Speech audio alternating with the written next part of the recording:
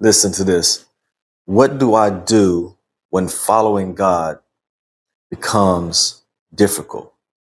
Here's two things. The first thing you want to do is fix your eyes on Jesus. I know this may sound a little cliche, but the Hebrew writer says in Hebrews 12, 1 through 4, if you read it, but I'm going to just read verse 2. He says, fixing your eyes on Jesus, the pioneer and perfecter of faith. Listen, Jesus has already done it, all the work, the race that you're running, that feeling that you have. He's already ran that race. He's already had that feeling. He's already carried it all. I know when life gets hard, man, the first thing we want to do is start to focus on everything around us. We focus on the problem. We focus on the pressure. We focus on the pain, the people around us that's hurting us. That's our common natural first instinct, right? To go and start to look around and start to blame everyone else. And we're not focused on who we need to be focused on. We have to keep our eyes focused on Jesus when it's difficult to follow him. He's done all the work. See, fixing your eyes on the outcomes, the feelings, and the obstacles is the way the world thinks about things. But for us, we focus on the person who's already done the work, who's already carried the load that's heavier than ours. This making sense? So we fix our eyes on Jesus. That's what he's saying here in Hebrew. Why? Because whatever you're carrying, Jesus already carried the load. He's already done the work through faith.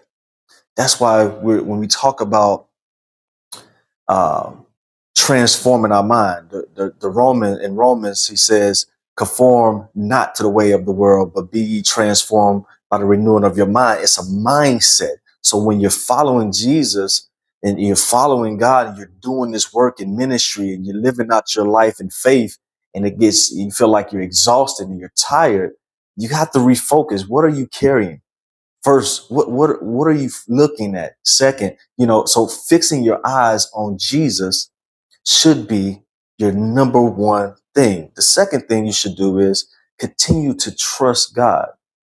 One thing my mom always said to me was, stay prayed up and keep God first.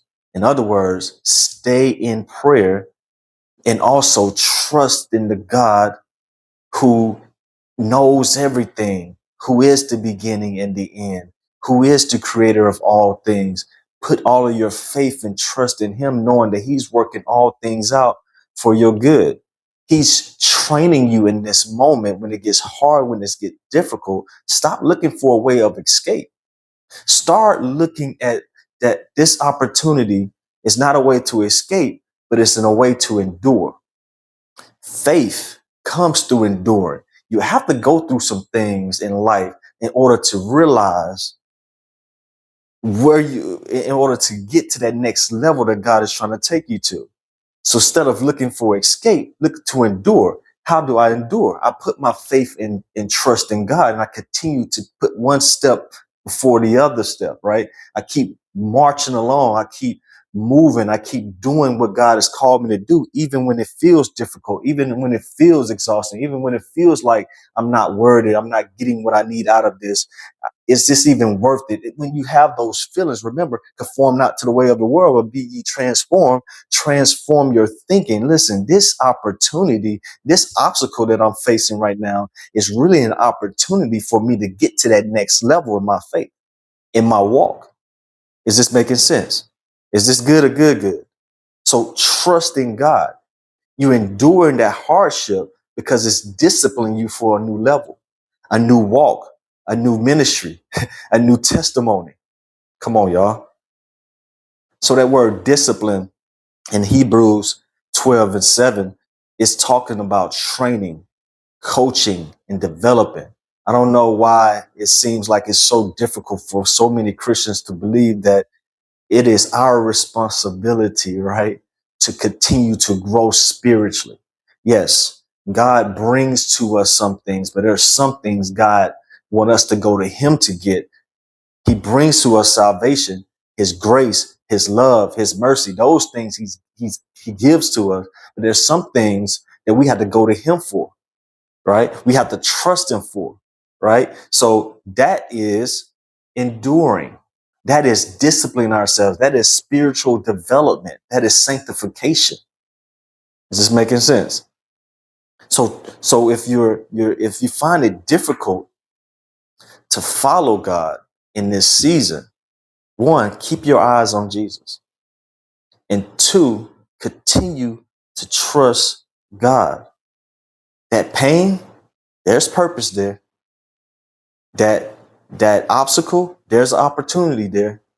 That difficulty, that's development, right? Switch your mind, start focusing on it in a way that is kingdom focused, kingdom mindset, rather than what the world may be thinking and how they may be feeling. Stop trusting your feelings. Stop relying on how you feel about a situation or a circumstance. Ask yourself, is this really helping me or is it hindering me? This weight that I'm feeling, this emotion that I have about this situation or the circumstance, is it really helping me or is it hindering me? Keep God first. Keep your eyes on Jesus Christ, who is the perfecter, who is the pioneer of all of your faith, and get locked in again. It may be difficult. Wow, it is. It's tough. Life be life. But you can do this. So let's get up. Let's get our eyes fixed on Jesus. And let's continue to trust God, knowing that He's working all things out for our good. If this bless you, go ahead and type "wow" in the comment. And I'll see you guys next week. I'm out. Peace.